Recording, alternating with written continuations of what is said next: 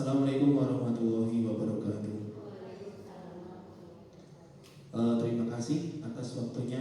Ini sesi yang kedua untuk sosialisasi membangun budaya positif di sekolah melalui segitiga restitusi.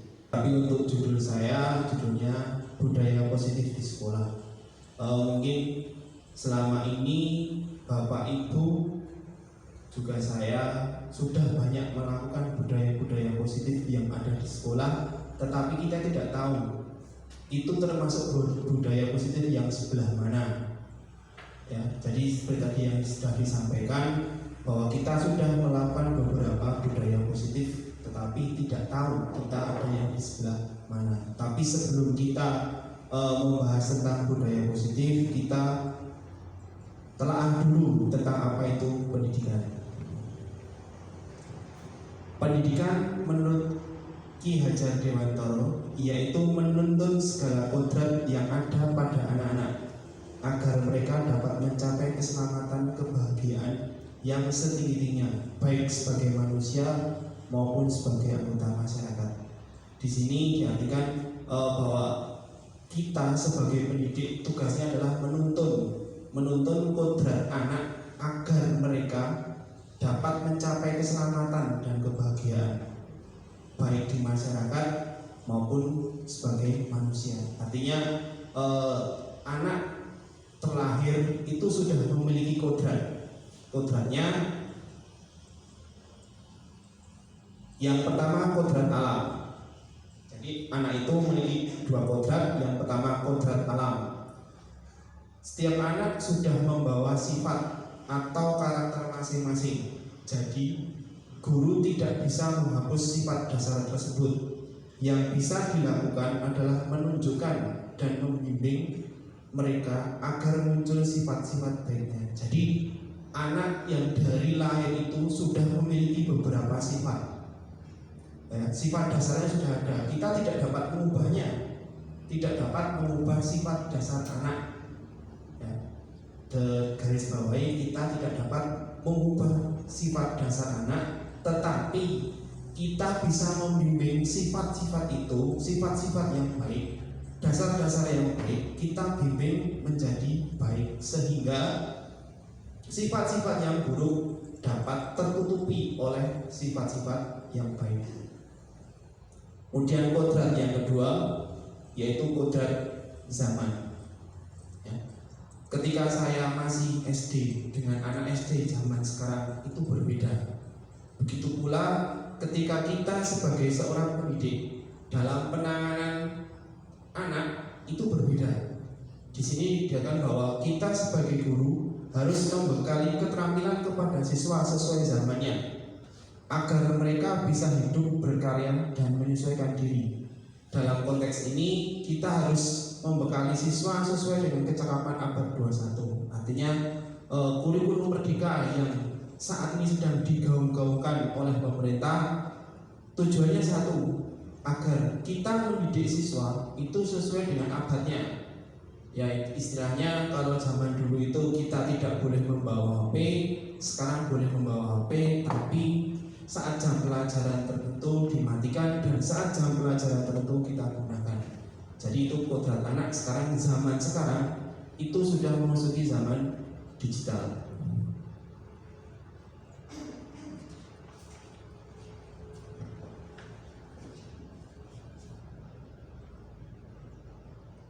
Nah, sampai sini kita akan membahas yang namanya disiplin. Disiplin juga sering dihubungkan dengan hukuman. Padahal itu sungguh berbeda, karena belajar tentang disiplin positif tidak harus memberi hukuman. Justru itu adalah salah satu alternatif terakhir dan bila perlu tidak digunakan sama sekali. Jadi ketika saya menerima materi 1.4 ini banyak sekali bergejolak dengan saya, khususnya saya sudah cerita dengan pendamping saya bahwa Bu, saya bergejolak ketika menerima materi ini.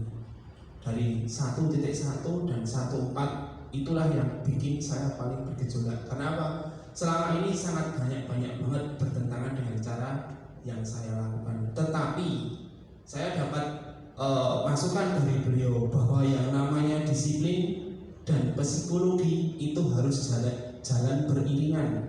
Jadi yang namanya disiplin tetap harus ada, psikologi harus tetap ada. Tidak bisa kita hanya menggunakan psikologi istilahnya demi anak, yang satu disiplinnya tidak diterapkan, tapi dua-duanya harus sama-sama kuatnya. Jadi berjalan beriringan. Kalau beliau mengatakan ada dua kelompok guru, yang satu ke arah disiplin, yang satu ke arah psikologi. Itu harus berjalan kuat banget. Jika itu sudah kuat, insya Allah sekolahnya berkembang. Karena ketika hanya psikologi aja, anak akan benaan. Disiplinnya aja, anak akan banyak memberontak. Karena anak zaman sekarang ketika kita kerasi, biasanya akan memberontak. Kemudian disiplin bukan berarti sebuah hukuman.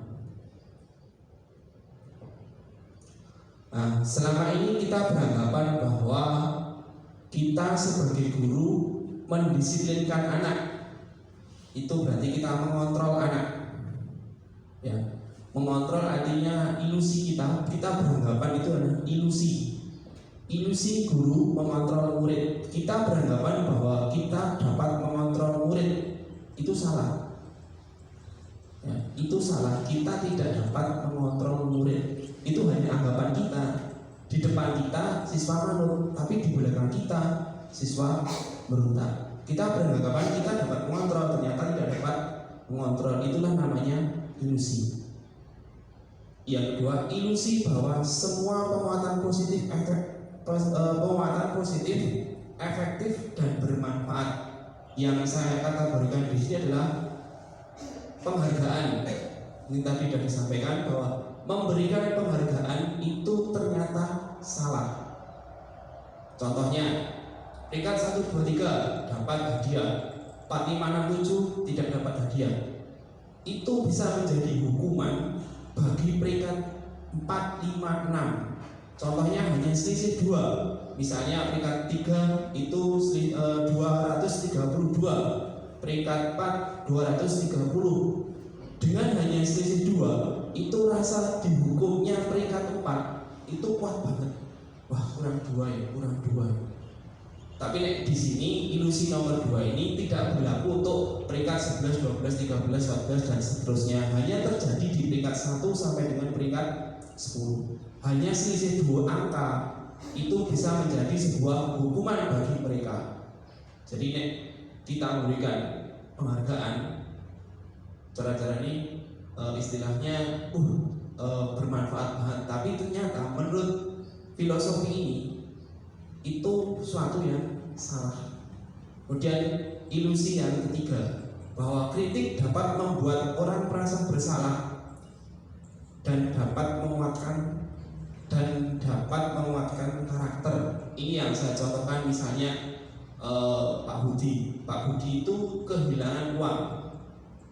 Pak yang sabar ya Pak yang sabar, atau Pak yang sabar uangnya hilang, mungkin besok bisa kembali lagi. Itu salah. Jadi menguatkan kata sabar dalam suatu kejadian atau kita empati ternyata salah. Lebih baik kita mengatakan Pak, semoga besok dapat diganti yang lebih banyak lagi. Jadi kata sabar itu diusaha dihilangkan. Jadi kata sabar itu bukan justru menguatkan, tapi malah justru gimana istilahnya, tidak memupuk, tidak menguatkan. Sabar bilang duitnya sabar saja, itu nyata di belakang. Mungkin ketika diterima sabar ya Pak Budi sabar, tapi nyatanya memburi sabar apa nih gitu. Itu kebanyakan. Tapi beda lagi ketika Pak Budi semoga besok dapat yang lebih banyak lagi dengan apa yang hilang sekarang. Kata sabarnya dihilangi. Itu kata-katanya beda. Menurut filosofi ini ternyata itu tidak pas. Kata sabar dikuatkan untuk orang yang sedang terkena musibah. Kemudian yang keempat, ilusi bahwa orang dewasa memiliki hak untuk memaksa. Kita sering memaksa anak, contohnya memasukkan baju, menata baju sesuai dengan peraturan. Jadi bajunya dimasukkan, sepatunya hitam putih dan sebagainya. Itu kita memaksa hak kepada anak ataupun kepada orang lain. Ternyata itu kurang tepat kata-katanya. Ya, seolahnya kita bisa mengontrol, memaksa anak, tetapi kenyataannya hanya di depan kita memaksa, tapi di belakang simpellah, masukkan bajumu, pergi, langsung keluar lagi. Kita seolah-olah mengatakan bahwa kita bisa memaksa, tapi kita nggak bisa memaksa. Tidak boleh memaksa anak dalam hal ini. Kemudian, nah ini motivasi perilaku manusia. Tadi pelanjutannya tadi bahwa kita bisa memaksa anak untuk memasukkan baju. Yang pertama, kenapa mereka mau memasukkan baju? Untuk menghindari ketidaknyamanan atau hukuman. Nah, iya loh. Tidak memasukkan baju dan tidak dihukum, biar tidak ditegur. Tidak masuk sekolah, kemudian masuk sekolah biar tidak dihukum. Artinya motivasinya mereka melakukan sesuatu itu karena mencari aman dan biar tidak dihukum oleh orang yang membuat hukuman. Yang kedua, untuk mendapatkan imbalan atau penghargaan. Jadi ya tadi seperti yang ilusi bahwa mengatakan aku belajar yang baik biar bisa mendapatkan hadiah. Jadi motivasi mereka yang semua siswa itu masih terfokus pada nomor 1 dan 2. Ya, selama ini di sekolah ini siswa itu masih terfokus di 1 dan 2. Mereka mau menghindari dari hukuman, ya mereka melaksanakan apa yang menjadi peraturan sekolah. Mereka mau mendapatkan hadiah, ya mereka belajar yang rajin. Tapi untuk yang ketiga ini, menjadi orang yang mereka inginkan dan menghargai diri sendiri dengan nilai-nilai yang mereka percaya, ini kita susah sekali. Dari 1000 mungkin hanya ada 5 anak yang bisa menerapkan ini di suatu sekolah. Karena ini fokusnya adalah keyakinan kelas. Ya. Nah, mungkin di beberapa sekolah akan menerapkan yang namanya sekolah ramah anak. Itu nomor 3 garis utamanya, menghargai diri sendiri dengan nilai yang mereka percaya. Itu susah sekali. Nah, jadi untuk menerapkan anak menghargai diri mereka sendiri aja, percaya diri aja susah, apalagi menghargai diri sendiri. Nah, dari yang tadi nomor 3 ini berkelanjutan ke namanya keyakinan kelas. Ada keyakinan kelas, ada kesepakatan kelas, ada peraturan sekolah. Sama atau beda?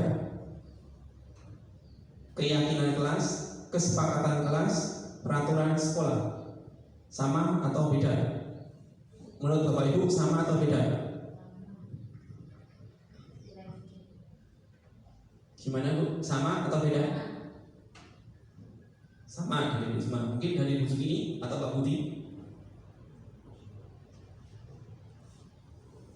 bisa dibaca. Keyakinan kelas adalah salah satu disiplin positif yang bisa kita terapkan dalam membangun budaya positif di sekolah. Dengan adanya keyakinan kelas di setiap kelas, diharapkan dapat mewujudkan tujuan pendidikan yang berorientasi pada profil pelajaran Pancasila. Nah, kita garis besar aja salah satu disiplin positif yang kita terapkan dalam membangun budaya positif di sekolah. Nah, ini pertanyaan saya tadi, keyakinan kelas, kesepakatan kelas, peraturan sekolah itu sama enggak? Beda. Pak Budi?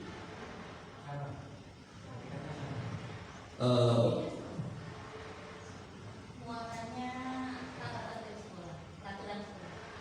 Ya. Untuk pemahamannya itu tahapannya berbeda. Kita mulai dari yang namanya keyakinan kelas dulu. Keyakinan kelas itu timbul dari siswa, tidak dari guru, tapi dari siswa. Kalau kesepakatan kelas antara guru di kelas dengan siswa itu 50-50. Misalnya saya terlambat 10 menit tidak masuk kelas, siswa terlambat 10 menit tidak boleh masuk kelas, itu kesepakatan. Tapi kalau keyakinan yang baik-baik itu yang muncul dari siswa. Kalau peraturan sekolah jelas yang menentukan adalah sekolah. Jadi tahapannya kemarin saya sudah mencoba melihat keyakinan kelas di kelas 12 IPS dan kelas 11 MIPA.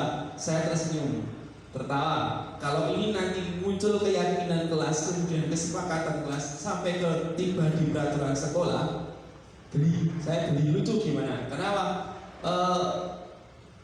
Kalau tidak ada penekanan sama sekali tidak akan terwujud. Tapi kalau ada penekanan dari awal, mungkin dijabarkan dulu yang namanya keyakinan seperti apa, kesepakatan seperti apa, itu bisa jadi baik. Saya sudah mencoba main di kelas 12 IPS, tidak saya munculkan karena ada beberapa yang kurang dimunculkan, tidak saya munculkan hanya untuk konsumsi pribadi saya, karena tujuannya nanti di semester 2 ini langkah nyata kita nanti di semester 2 khususnya di kelas 11 sama kelas 10.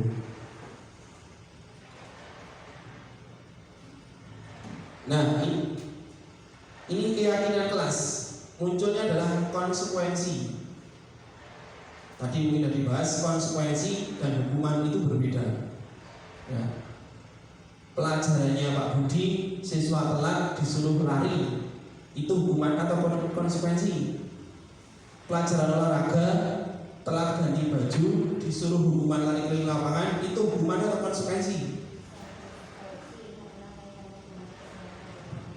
Ya, karena berkaitan dengan pelajaran olahraga maka itu bisa dikatakan konsekuensi. Tapi jika itu terlambat masuk sekolah kemudian disuruh lari keliling lapangan, itu adalah hukuman. Tergantung gimana. Pelajarannya begini, akuntansi, terlambat masuk kelas, kemudian disuruh membeli kalkulator karena digunakan untuk perhitungan akuntansi, itu konsekuensi atau hukuman? Itu konsekuensi. Karena apa? Itu berkaitan dengan mata pelajaran tersebut. Kalau tidak berkaitan, ya tadi seperti dikatakan di awal, terlambat suruh lari keliling lapangan, itu hukuman. Nah, ini langkah-langkah pembentukan keyakinan kelas. Yang pertama, keyakinan kelas bersifat abstrak daripada peraturan lebih terperinci, lebih rinci lagi. Jadi misalnya siswa dilarang terlambat masuk sekolah, berarti guru juga. Berarti bukan hanya siswa tapi juga guru dilarang terlambat masuk sekolah, atau guru lebih awal daripada siswa. Itu keyakinan. Kalau peraturan hanya fokus satu orang, tapi kalau keyakinan itu bersama-sama. Keyakinan kelas berupa pernyataan-pernyataan. Jadi misalnya tadi yang saya sampaikan bahwa jika siswa terlambat atau jika siswa guru terlambat, maka pelajaran seperti ini, maka pelajaran seperti ini, atau siswa seperti ini. Itu diyakini bersama-sama, tapi munculnya dari siswa, tidak dari sepihak orang tok. Dari sepihak namanya peraturan. Pernyataan keyakinan kelas senantiasa dibuat dalam bentuk positif. Jadi yang positif-positif, tidak banyak negatifnya. Contohnya, tidak masuk sekolah itu tidak ada hukumannya, tetapi diberi suatu kesepakatan awal. Jika tidak masuk itu konsekuensinya apa? Misalnya suruh membersihkan kelas karena itu berkaitan dengan kelasnya. Jika tidak izin loh, sakit dan izin itu tidak masalah. Kemudian keyakinan kelas hendaknya tidak terlalu banyak. Ya, jangan banyak-banyak, yang inti aja lah. Kehadiran, mata pelajaran, tugas, kehadiran itu tidak terlalu banyak, satu saja. Beberapa saja, tidak seperti peraturan sekolah dalam berlembar-lembar. Ya, keyakinan itu bisa sedikit aja, yang penting bisa membuat kelasnya nyaman. Keyakinan kelas sebaiknya sesuatu yang dapat diterapkan di lingkungan sekolah, yang masuk akal, jangan yang tidak masuk akal. Ya, yang tidak masuk akal didenda untuk kas kelas, itu nggak boleh. Semua warga kelas hendaknya ikut berkontribusi. Ini semua. Jadi yang ada di dalam kelas itu, misalnya guru datang ke kelas itu, maka guru juga harus terlibat di dalam keyakinan kelas itu. Ya, guru yang masuk ke dalam kelas itu maka harus mengikuti keyakinan kelas itu. Kayak kalian gimana? Guru masuk salam, guru duduk tidak boleh kakinya diangkat, guru tidak boleh seperti apa ya? Ini keyakinan kelas itu seperti apa?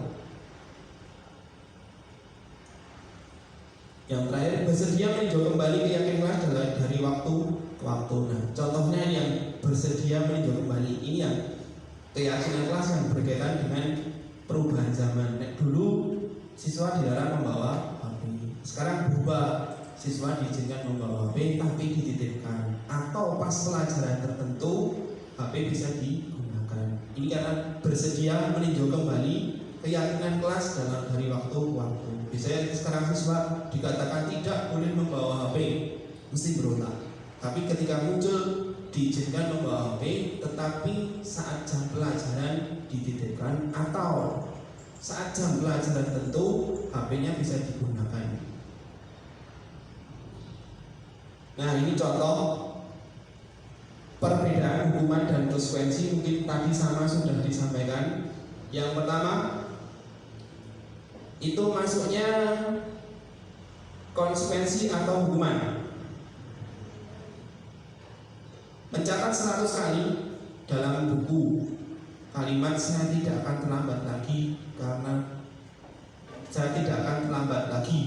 karena terlambat ke sekolah, berupa hukuman. Yang kedua, lari keliling lapangan basket 2 kali karena terlambat hadir ke sekolah, hukuman atau konsekuensi? Hukuman. Yang ketiga, murid diminta untuk push up 15 kali karena tidak menggunakan masker di sekolah, hukuman atau konsekuensi? Hukuman.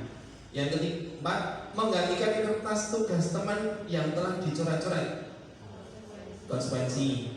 Membersihkan tumpahan air di meja karena tersenggol pada saat jam pelajaran, ya, konsekuensi.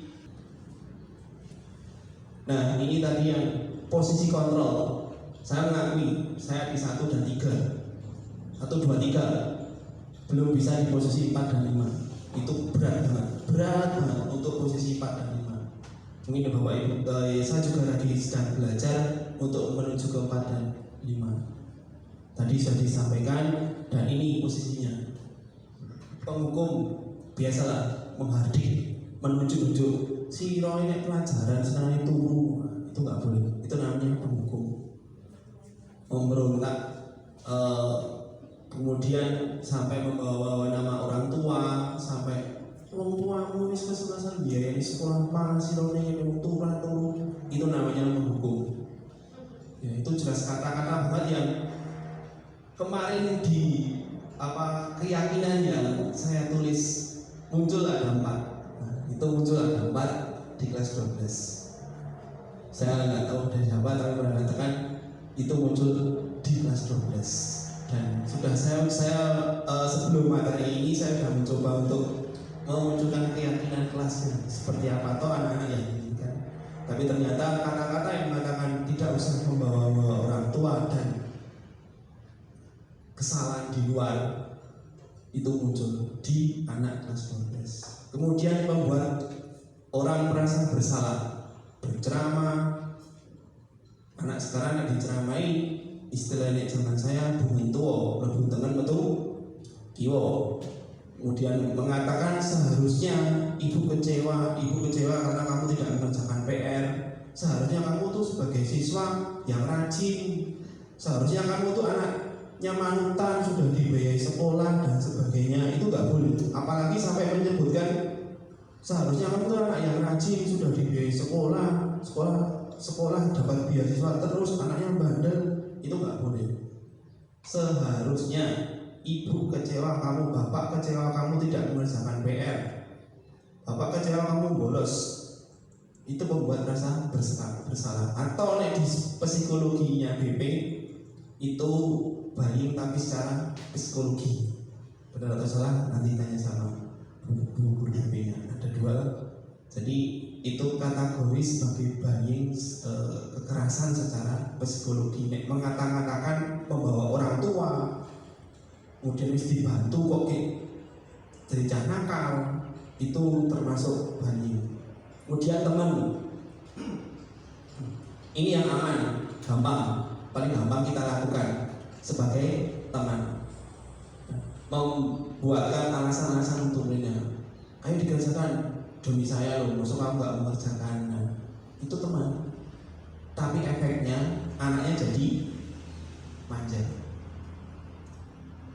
menggantungkan dan tidak bertanggung jawab.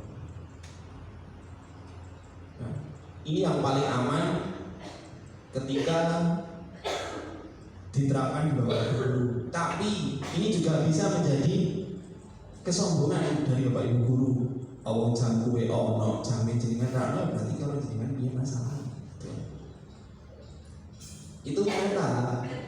Karena saya dapat beberapa, jam saya ada, simpannya wis Rendra sama satu anak lagi. Jam saya ada terus kok jame jenengan rano, kan tanda tanya. Itu mengatakan bahwa itu bisa dikatakan sebagai kontrol yang bisa menjadi kesombongan bapak ibu guru. Tapi ini kurang baik. Karena apa? Anaknya jadi manja. Bisa menjadi teman, tapi jangan lupa kita disiplinkan atau ngepresnya anak, ketatnya anak, kita ketat. Kadang ketat, kadang kita melonggar, kadang ketat, kita melonggar. Kadang ketat, kadang melonggar. Jadi jangan ketat terus anak mesti depan. Tapi nek kita longgar terus, ya itu anaknya. Kita sebagai teman, malah anaknya melonjak. Kemudian sebagai pemantau, kalau pemantau itu kita mengingatkan, misalnya yang bajunya dikeluarkan, tidak pakai sepatu, kita mengingatkan apa peraturannya. Kalau terlambat, masih ingat tahu peraturannya apa? Kalau terlambat gimana? Kesepakatannya gimana? Keyakinan kelasnya gimana? Nah, kemudian kalau yang namanya pemantau, ya kata dari fasilitator mungkin ya 100%-nya mungkin hanya 20% yang bisa masuk ke kategori pemantau, karena ini butuh proses yang panjang banget untuk sampai ke tahap pemantau. Saya mengakui ada di 1, 2, 3, saya mengakui ada di 1, 2, 3. Makanya ketika materi 1.4 budaya positif itu bertentangan sekali. Dan saya mengatakan ketika materi pertama begitu dimunculkan, saya langsung terdiam dalam waktu yang lama. Kebetulan waktunya 3 jam, saya ngeblank karena apa? Ternyata salah. Kemudian manajer menghargai diri sendiri. Ya, jadi mengajukan pertanyaannya, apa kesepakatan kelas, apa keyakinanmu? Misalnya kamu tidak menggunakan baju yang benar, tidak menggunakan sepatu yang tepat. Kita mengajukan pertanyaan-pertanyaan yang kira-kira enaklah didengarkan, jangan malah menunjuk-nunjuk atau kategori ke pembuat salah. Tapi yang jelas kata-kata yang adem didengarkan anak, apalagi anak zaman sekarang ketika dari rumah sudah membawa masalah, sampai sekolah diajar masalah lagi, mesti cepat. Nah, berikutnya adalah restitusi. Tadi segitiga restitusi itu penanganan masalah, proses menciptakan kondisi bagi murid untuk memperbaiki kesalahan mereka sehingga mereka bisa kembali pada kelompok mereka dengan karakter yang lebih kuat. Restitusi bukan untuk menebus kesalahan. Restitusi adalah sebuah tawaran dan bukan paksaan. Restitusi fokus pada solusi dan dapat mengembalikan murid berbuat salah kepada kelompoknya. Jadi ketika ada murid yang berbuat salah dengan temannya, dengan adanya restitusi tidak berkepanjangan, ya, cepat dapat kembali ke kelompoknya. Tapi dalam tanda kutip, restitusi bukan untuk menebus kesalahan. Jadi minta maaf sama temennya, maaf yo, bukan untuk menebus kesalahan. Jadi bukan alternatif. Tapi langkah-langkah, tapi kebanyakan di beberapa sekolah untuk mencoba restitusi itu bisa terlaksana. Bukan hanya settingan, tapi nyata. Nah, ini segitiganya tadi adalah menstabilkan identitas yang pertama, kemudian validasi tujuan, menanyakan keyakinan.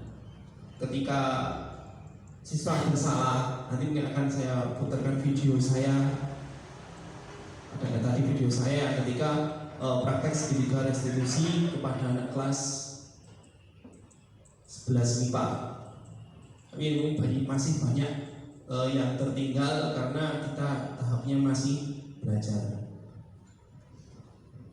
Ini langkah-langkah penerapan segitiga restitusi. Yang pertama, tampilkan identitas. Yang kedua, validasi tindakan yang salah. Yang ketiga, menanyakan keyakinan.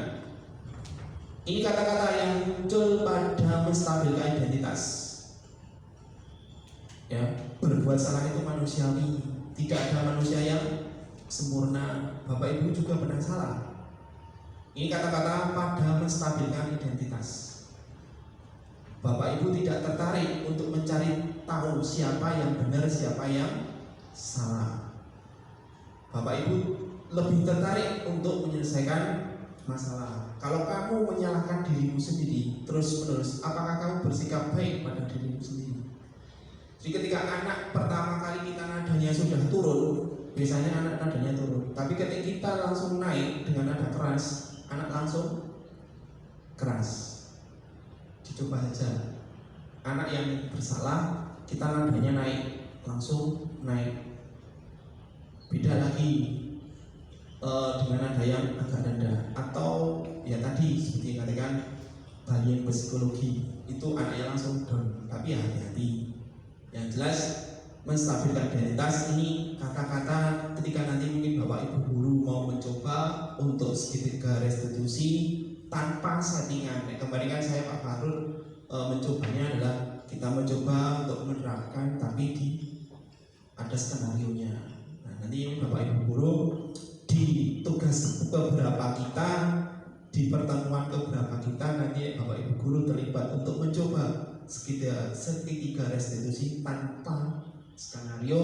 Mohon bantuannya karena saya dan Pak Farul sudah melaksanakannya tapi dengan skenario.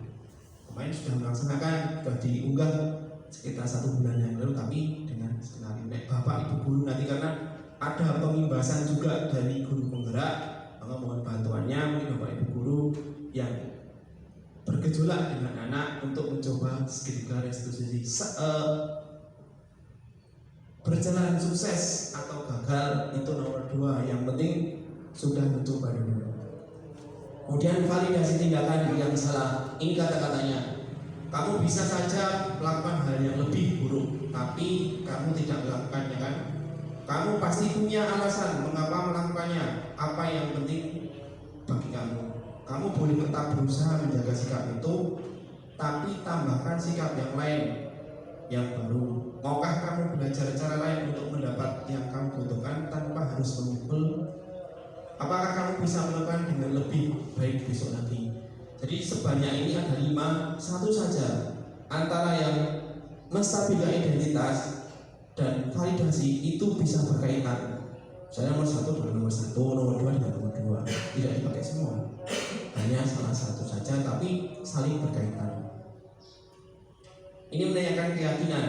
Kembali, apa nilai yang kita percaya di kelas sekolah kita? Ini keyakinan kelasnya gimana? Ketika anak itu berbuat salah, kamu ingin jadi anak seperti apa? Apa yang kamu rasakan setelah mereka sadar bahwa mereka salah? Kamu ingin jadi anak seperti apa? Jadi otomatis setelah kita memberi nasihat, kemudian kita agak ngomong ngedum-ngedum atau menyemangati anak, menanyakan cita-cita, itu adalah suatu yang hal baik. Nah, itu materi saya dari beberapa, dari 5. Yang pertama keyakinan, ilusi, keyakinan kelas, kemudian posisi kontrol, terus yang terakhir segitiga restitusi. Ada beberapa kasus yang akan Bapak Ibu guru coba, yang nantinya akan kita jadikan sebagai tugas kita, yaitu sebagai bentuk pengimbasan ke Bapak Ibu guru untuk bisa dijawab. Nanti saya bagi menjadi 2 kelompok seperti tadi, kelompoknya kasus 1 dan kasus 2, tapi jelas kasusnya beda dengan kasus yang disampaikan oleh pemateri sebelumnya.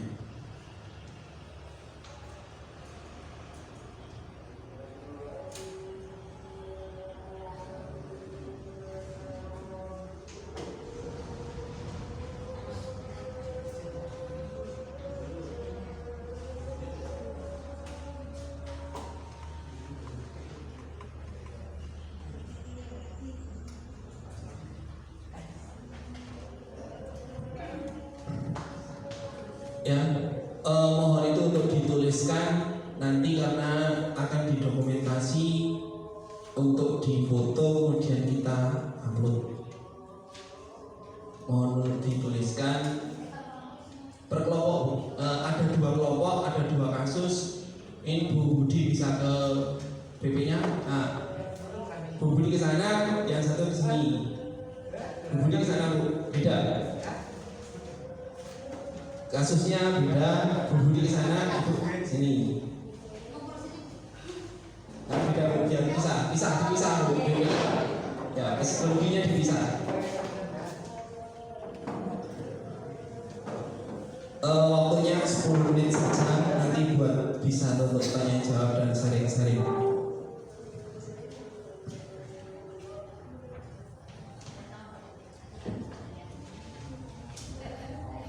Mohon untuk dituliskan nanti yang sini ada 5 kasus 1. Yang tempatnya Bu Isma itu kasus 1, tempatnya Bu Sukini kasus 2. Kasus 2 di lembar kedua. Bu Isma kasus 1, yang kelompoknya Bu Sukini kasus 2. 10 menit dari sekarang.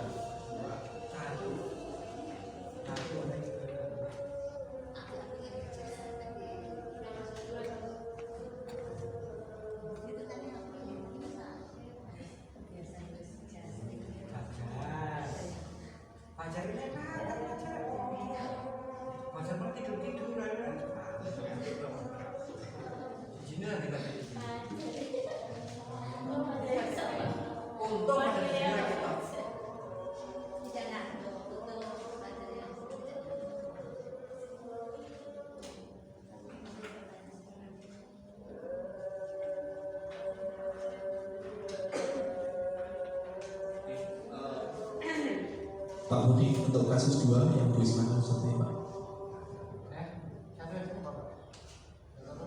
Kasus 2, kasus 1.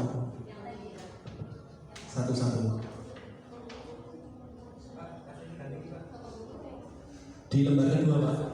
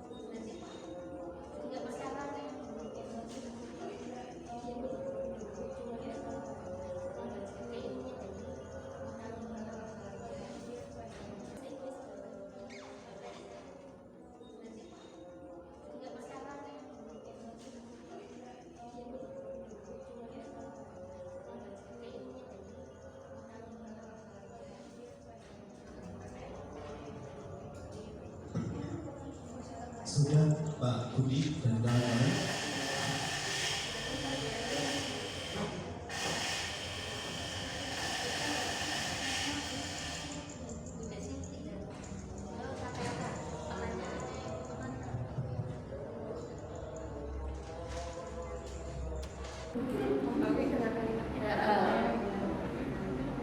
Nek saya kok emang cenderung gue nggak tahu ya nanti posisi mereka ya.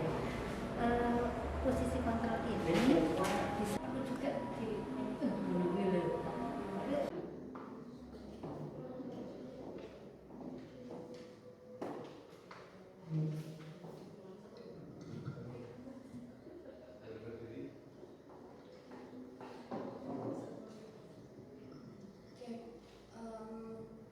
Mohon izin untuk menjelaskan kasus nomor 2 dari hasil diskusi dari pertanyaan posisi kontrol apa yang telah dipraktikkan oleh kepala sekolah atau Ibu Suti dan hal apa saja yang dilakukan sehingga kami berkesimpulan seperti itu. Jadi posisi kontrol dari Ibu Suti ini adalah sebagai manajer, dikarenakan dalam contoh kasusnya di sini tokoh Dino diberikan kesempatan untuk memperbaiki kesalahannya terhadap Anto, di mana Dino berkelahi dengan Anto. 3 kancing bajunya Anto ini lepas gitu. Kepala sekolah memberikan kesempatan Dino memperbaiki kesalahan untuk memperbaiki kancing baju Anto dengan memberikan solusi untuk menjahitnya dan belajar menjahit kepada Pak Irfan. Seperti itu. Kemudian yang nomor 2, dalam kasus tersebut bagaimana Dino dikuatkan, bagaimana Anto dikuatkan oleh Ibu Suti. Ibu Suti di sini menguatkan Dino dengan memberikan arahan untuk memperbaiki kancing baju Anto dengan belajar menjahit bersama Pak Irfan, seperti itu. Kemudian untuk Anto dikuatkan dengan kesanggupan Dino untuk memperbaiki kancing baju Anto yang sudah dirusak, gitu. Kemudian nilai keyakinan sekolah yang dituju oleh kasus itu adalah tanggung jawab atas perbuatan yang dilakukan, yaitu berkelahi, adu mulut ya. Mungkin sekian. Ya, terima kasih kepada Bu Arni. Untuk yang pertama kita simpulkan bersama-sama posisi kontrol apa yang telah dipraktikkan oleh kepala sekolah Ibu Suti. Manajer. Ya, beliau sudah bisa menjadi posisi yang manajer karena dengan pendekatan dan memberi kesempatan kepada anak yang bersalah untuk memperbaikinya. Kemudian yang kedua, dalam kasus tersebut bagaimana Dino dikuatkan, bagaimana Anto dikuatkan oleh Bu Suti. Tidak menghukum sebelah dengan hukuman yang negatif, tapi memberikan konsekuensi, yaitu untuk belajar menjahit. Ya, jadi hukumannya tidak negatif, tapi berupa hukuman positif biar anak yang tadi berkelahi kemudian bajunya temannya yang diajak berkelahi itu rusak, disuruh belajar untuk menjahit dengan cara belajar menjahit kepada Pak Irfan. Dan yang ketiga, kira-kira nilai kebajikan, keyakinan kelas, ya, tanggung jawab dan kemandirian. Mungkin ada pendapat beda dari Pak Budi untuk kasus 2 karena 2 kelompok. Disilakan.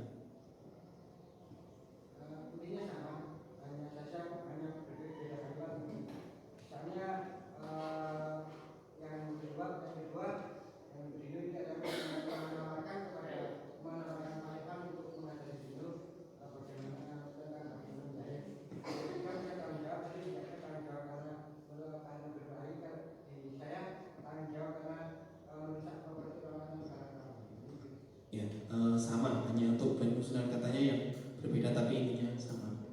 Itu untuk nomor 2, kasus yang kedua. Kemudian mohon tanggapan untuk kasus yang pertama, disilakan. Bu Anik, mic-nya digeser, minta tolong.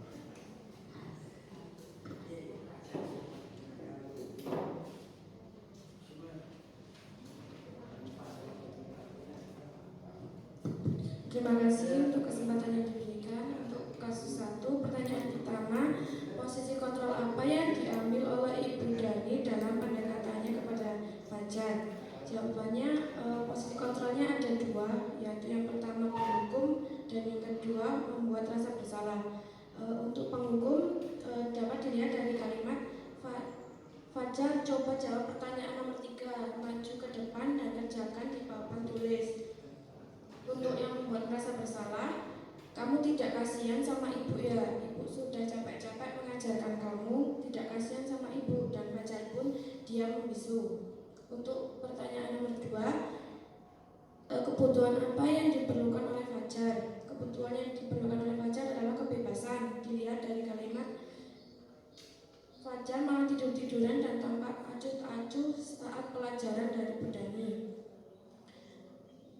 Untuk pertanyaan nomor 3, bila Bu Dani mengambil posisi pemantau, pertanyaan-pertanyaan apa yang diajukan? Pertama yaitu, sebagai siswa apa yang seharusnya di kelas lakukan? Nomor 2, kamu sudah paham belum peraturan saat pelajaran saya? Kira-kira sesuai tidak jika kamu tidur saat pelajaran? Lalu pertanyaan nomor 4, apabila Anda adalah kepala sekolah dan mengetahui hal ini, bagaimana tindak lanjut Anda? Yang pertama yaitu menanyakan ke guru mapel, dalam hal ini yaitu Bu Dani menanyakan masalah apa yang terjadi dengan Fajar. Yang nomor 2, berkomunikasi dengan wali kelas Fajar dan guru BK untuk menindaklanjuti langkah-langkah apa yang dapat diambil untuk menyelesaikan masalah Fajar. Mungkin Fajar ada masalah di rumah atau masalah lain, harus dikomunikasikan dengan wali kelas dan BK. Terima kasih. Laksanakan, kita libatkan Bapak Ibu guru dalam kegiatan pembebasan dari guru penggerak. Sekian, ada kurang lebih, mohon maaf. Assalamualaikum warahmatullahi wabarakatuh.